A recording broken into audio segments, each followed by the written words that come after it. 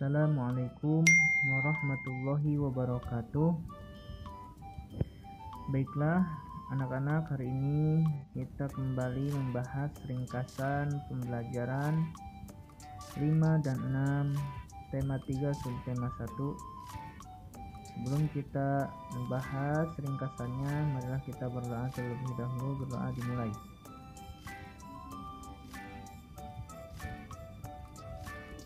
Selesai.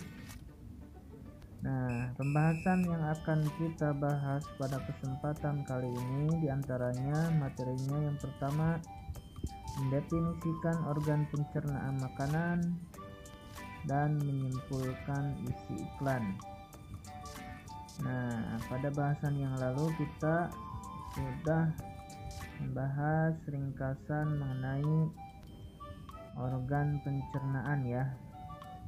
Hari ini kita akan menjelaskan sedikit tentang ringkasan organ pencernaan, ringkasan fungsi organ pencernaan pada manusia. Sebelumnya, silahkan kalian baca terlebih dahulu pembelajaran yang ke-5 dan ke-6-nya. Dipahami sambil dipahami ya. Organ pencernaan pada manusia. Nah, silahkan di sini digambar ada fungsi-fungsinya.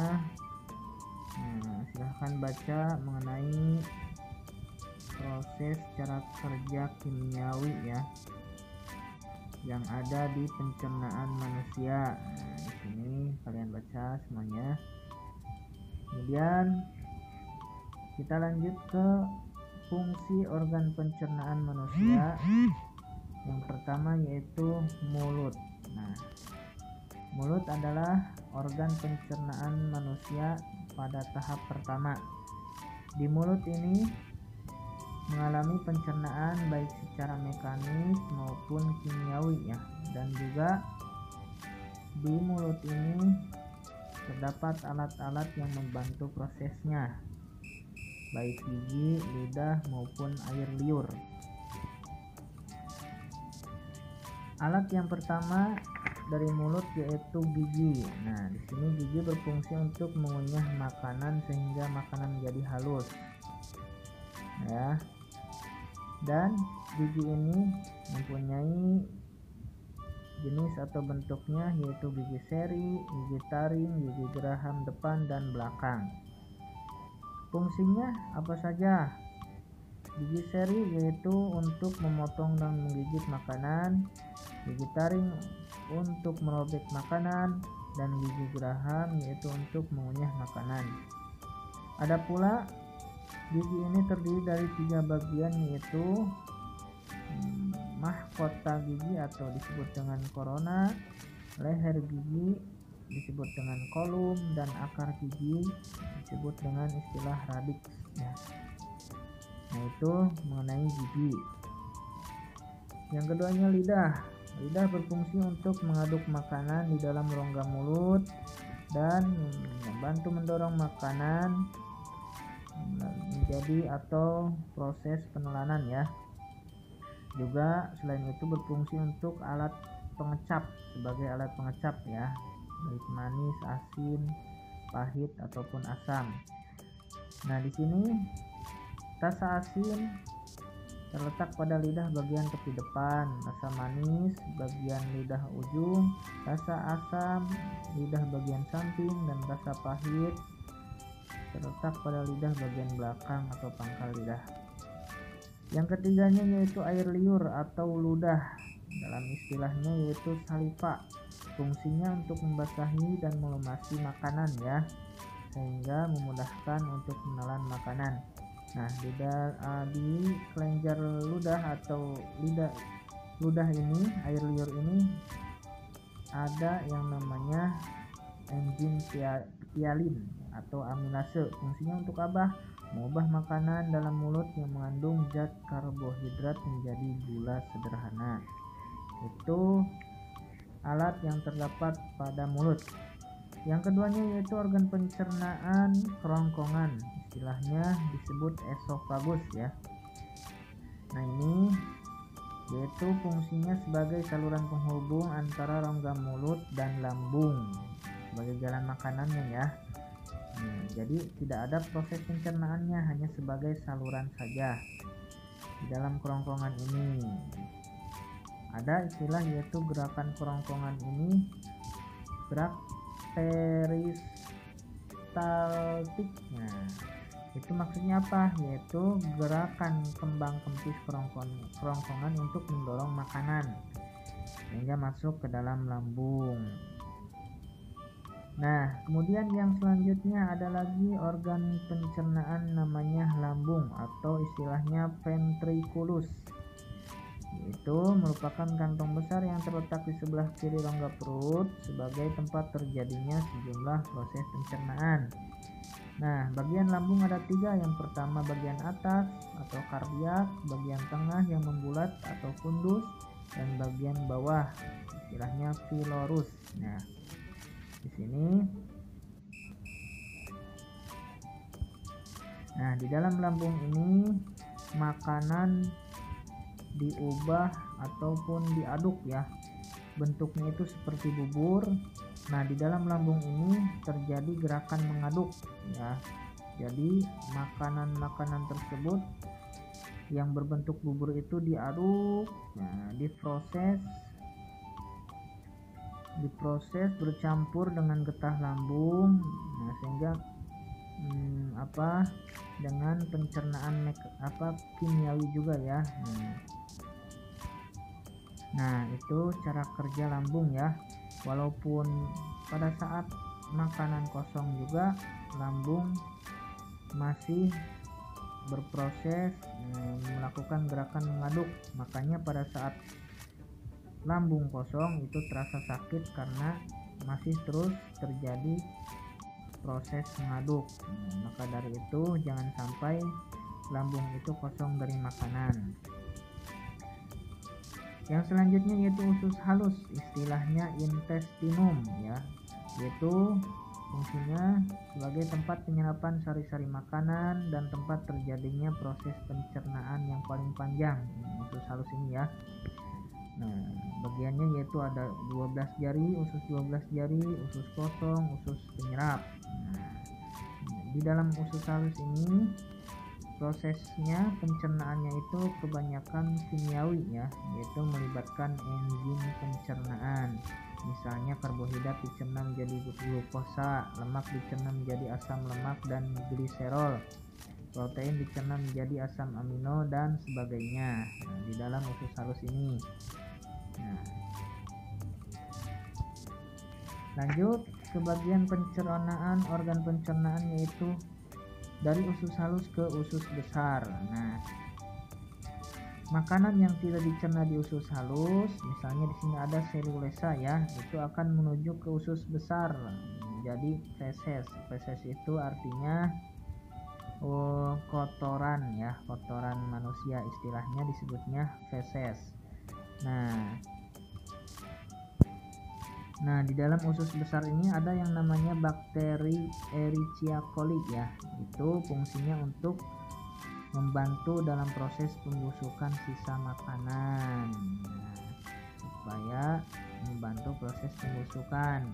Nah, di dalam usus besar ini juga terdapat banyak air ya, memerlukan air supaya berperan penting dalam proses pengeluaran menuju ke anus ya. Nah, usus besar terdiri dari bagian yang naik, yaitu mulai dari usus buntu, bagian mendatar, bagian menurun, dan berakhir pada anus. Organ pencernaan selanjutnya yang terakhir yaitu anus. Nah, ini adalah lubang tempat pembuangan feses atau kotoran dari tubuh ya. Nah, di sini feses ditampung terlebih dahulu di bagian yang namanya rektum. Nah, apabila sudah siap dibuang, maka otot sphincter mengatur pembukaan dan penutupan anus, dan ini dilakukan secara sadar. Nah, misalkan kita sedang buang air besar, itu dilakukan dengan sadar ya. Nah, untuk selanjutnya feses dapat terdorong keluar anus. Nah, itulah ringkasan sedikit mengenai fungsi organ pencernaan. Materi yang selanjutnya yaitu menyimpulkan isi iklan. Nah, masih seperti bahasan yang pembelajaran yang telah berlalu, isi iklan memuat ajakan, himbauan ataupun bersifat komersil ya. Artinya terjadi jual beli produk komersil itu. Ada lagi layanan masyarakat. Nah, itu pembelajaran yang ketiga. Kita lanjut ke pembelajaran yang maksudnya pembelajaran yang kelima. Kita lanjut ke pembelajaran yang keenam, masih tentang materinya menyimpulkan isi iklan dan menjelaskan keberagaman di lingkungan sekitar. Nah, itu untuk iklan masih sama ya. Boleh kalian amati di halaman 51 ini tentang poster penyakit mah iklannya. Ini merupakan iklan layanan masyarakat. Silahkan dibaca dan juga diamati posternya ya. Nah, selanjutnya yaitu materinya menjelaskan keberagaman di lingkungan sekitar. Ini boleh kalian baca terlebih dahulu teksnya ya. Di sini ada bacaan tentang rangkuman keberagaman di Indonesia, yaitu mengenai berbagai macam suku atau kelompok etnik yang ada di Indonesia ini. Tentunya banyak ya. Nah, silahkan dibaca.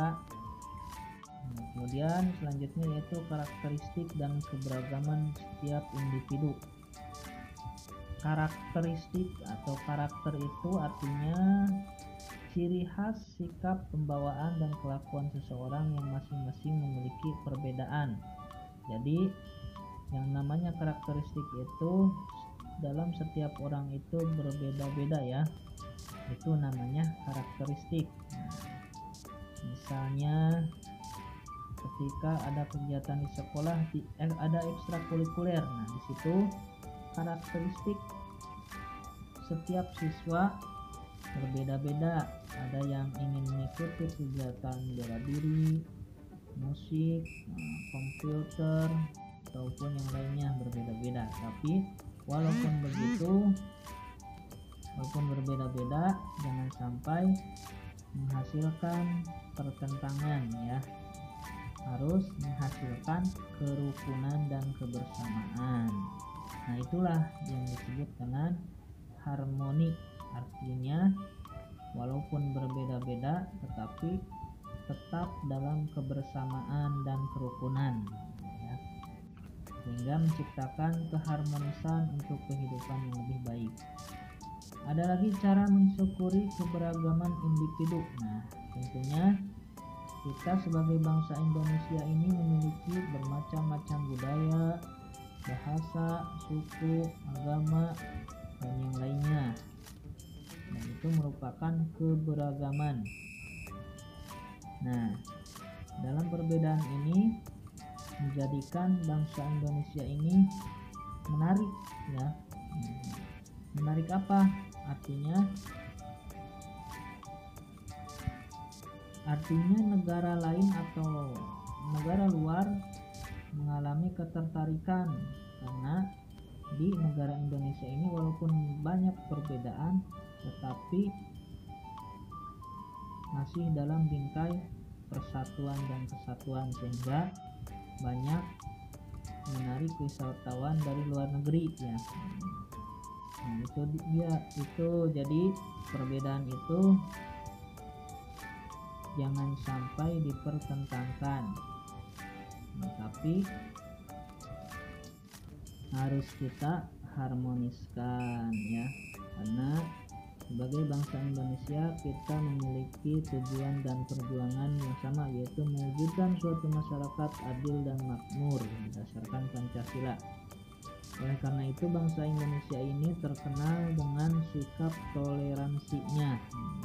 Kemarin dalam bahasan yang lalu kita sudah mengetahui bahwa toleransi itu adalah sikap memahami, menghargai dan menghormati orang lain yang berbeda dengan kita. Itu cara kita menghargai keberagaman dalam masyarakat ya. Nah, itulah pembahasan ringkasan dari pembelajaran 5 dan 6. Jangan lupa di sini ada glosarium ya, dan rangkuman kalian baca sebagai ringkasan penting dari subtema 1 ini. Untuk evaluasi di sini ada halaman 42, kalian isi ya. Di sini nama organ pencernaannya apa saja. Misalkan di sini nih, yang pertama ini sebutnya apa organ pencernaannya. Contoh mulut, kalian tulis mulut, dan yang lainnya kalian tulis ya sesuai bacaan yang ada di sini. Nah, itu saja evaluasinya. Wassalamualaikum warahmatullahi wabarakatuh.